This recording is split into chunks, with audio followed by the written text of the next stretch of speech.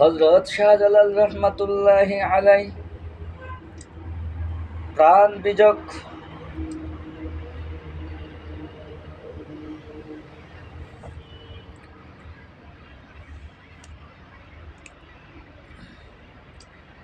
তেরো তেরো এবং 84 খ্রিস্টাব্দে জিলহজ চাঁদের 20 তারিখে শুক্রবার হযরত শাহজালাল রহমাতুল্লাহি আলাইহি শরীর খুবই দুর্বল। পূর্বের দিন অর্থাৎ বৃহস্পতিবার দিন সারা দিন আগত খলিফা মুরিদ ভক্তবৃন্দ দর্শক ও সাধারণকে শেষবারের মতো দেখা দিলেন।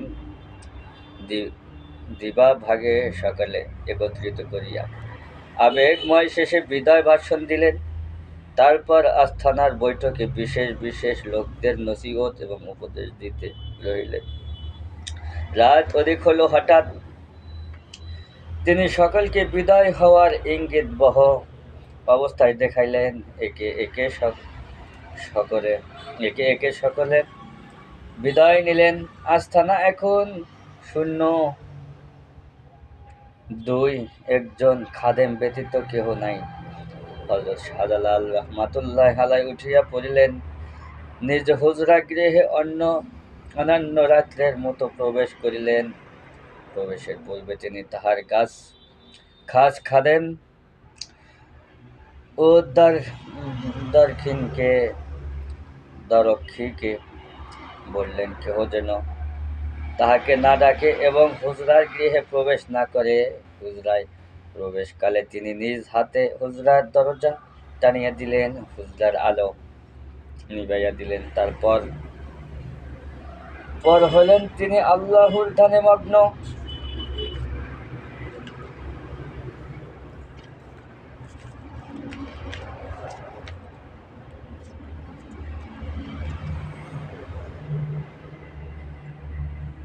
দরক্ষী খাদেম দরজার কিছু দূরে অবস্থায় করিয়া সারা রাত নিদ্রিত কাটাইয়া দিল। মুহূর্তের জন্য নিদ্রা গেল না। রাতের প্রথম দাঁড়ির দিকে খাদেম হযরত শাহজালাল রহমাতুল্লাহি আলাইহির জিকির শুনিতে পাইল, কিন্তু আওয়াজটা অন্য সময়ের মতো ছিল না। ছিল একটি ক্ষীণ মৃদু শব্দের জিকির করিতেছেন, কিন্তু অর্ধরাতের পর জিকিরের ওই ক্ষীণ শব্দটুকু খাদেমের কানে আর আসিছিল না। খাদেম ভাবিল দুর্বল শরীর, তাই হয়তো হযরত একটু নিদ্রা গিয়েছেন, কিংবা জিকিরে আওয়াজ অধিক ক্ষীণতার দারুণ সে শুনিতে পাইতেছেন না, এটা ভাবলেন। উষা আগমন কালপূর্ব আকাশের আলোর রেখা চতুর্দিকে ছড়িয়া পড়েছিল। দিকে দিকে মসজিদের মিনার হইতে আজানের সমহান ধ্বনিতে মুখরিত হইয়া উঠেছিল জনপদ পাখিকুলের কলরব। গুঞ্জরিত হলেন প্রতিটি বৃক্ষ শাখা, প্রতিটি পত্র হইতে। কিন্তু এ কি ব্যতিক্রম! হযরত শাহজালাল রহমাতুল্লাহি আলাইহি তো নিদ্রা হইতে উঠিতেছেন না, তাহার নিদ্রা ভঙ্গ হইতেছেন না, তবে কি এখন গভীর নিদ্রায় বিভোর? এমন একটি তো কোনো দিন দেখি নাই। তবে কি অসুখ বৃদ্ধি পাইল? অসুখের প্রকোপে তিনি অচেতন হইয়া পড়লেন। তাও তো হইবার কথা নয়। মাত্র কিছুক্ষণ আগে তিনি হুজরায় গেলেন। অসুখের প্রচণ্ড তাই কোনো ইঙ্গিত আমার দিকে দেননি। তবে কি হইল? তবে আমাদের দুর্ভাগ্য এই প্রকার। ইতস্তত সংশয়ের মধ্য খাদেম ধীরে ধীরে ভেজানো দরজা ফাঁক করিয়া ছিদ করিয়া তো খাদেমের চক্ষু মুছিয়া বিকর্জিত নেমে চাহিদা দেখিল হুজুর বসা নাই, চিৎভাবে শায়িত। জাগ্রত হওয়ার নিদ্রায় নয়, চিরনিদ্রায় শায়িত। শরীরে কোনো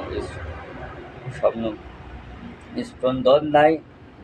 বুকটা উঠানামা একেবারেই বন্ধ, শ্বাস তিরোহিত, কিন্তু পবিত্র চেহারাখানি তখন এক খালি চাঁদের ন্যায় উজ্জ্বল প্রতিভাত হয়েছিল। তখন ইন্না লিল্লাহি বলিতে বলিতে তার রক্ষক খাদেম বাহিরের প্রতি চলিয়া আসিল। সামান্য সময়ের ব্যবধানের বিরাট ব্যতিক্রম ঘটনাটি গেল 2-3 ঘন্টার আগে তিনি আগত দিকে উপদেশ দিয়েছিলেন, নসিহত করেছিলেন। তিনি এখন আর দুনিয়ার বাসিন্দা নহেন, চলিয়া গিয়েছেন তিনি পরপারে। হযরত শাহজালাল রহমাতুল্লাহি আলাইহি 1354 খ্রিস্টাব্দে সিলেটের শুভ গমন করেন এবং 1384 খ্রিস্টাব্দে জিলকদ হজ্জের 20 তারিখে হযরত রাসূল পাক সাল্লাল্লাহু আলাইহি ওয়াসাল্লাম আবু বকর রাদিয়াল্লাহু তাআলা, হযরত ওমর ফারুক রাদিয়াল্লাহু তাআলা আনহু, হযরত আলী রাদিয়াল্লাহু তাআলা আনহু মহোদয় চতুর্থদয়ের প্রায় সময় 62 বছরের তিরোধান বরণ করলেন।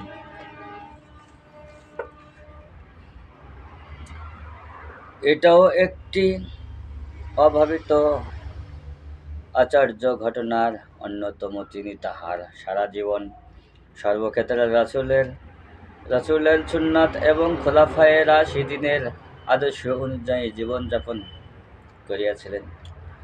জানা মতে ইহার খিলাফ তিনি করেন নাই। আর ইহা সেই মহান ব্যক্তির পক্ষে সম্ভব, যিনি তনু মন জীবন দিয়া কাহুকে মহব্বত করেন এবং আকৃত্রিমভাবে ভালোবাসেন। এই হইতে আসে অনুকরণ এবং অনুসরণ। তাই বলিতে দ্বিধা নাই, হযরত শাহজালাল রহমাতুল্লাহি আলাইহি অনুরূপভাবে তাহাদিকে প্রতি মহব্বত পোষণ করিতেন।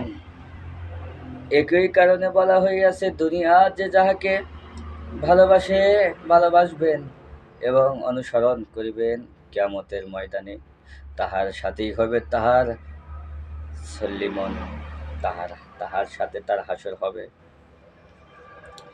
হযরত শাহজালাল রহমাতুল্লাহি আলাইহি ইন্তিকালে বিদায়ময় সংবাদটি দাবানলের ন্যায় মুহূর্তে সর্বত্র ছড়াইয়া পড়িল। সংবাদটি যাহার কানেই পৌঁছাইল, যাহার কাছে পৌঁছাইল, জাতি ধর্ম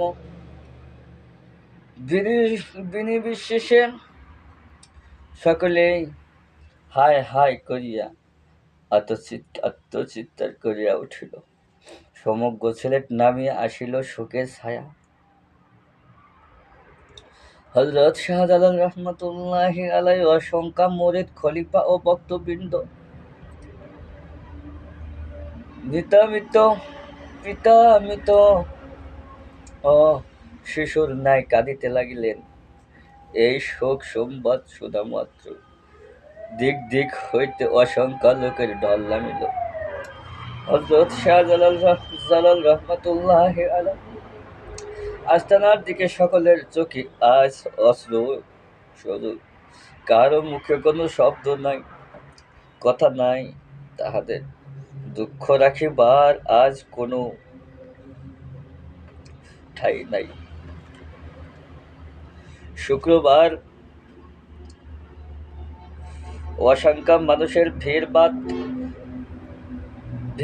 বাদ জুমা কয়েকশ লোকের সমাবেশ করলে মিলিয়া তাহাদের পরম শ্রদ্ধার পাত্র হযরত শাহজালাল রহমাতুল্লাহি আলাইহির কাফন দাফন শেষ করিলেন। যাহার জানাজায় শরীফ হইতে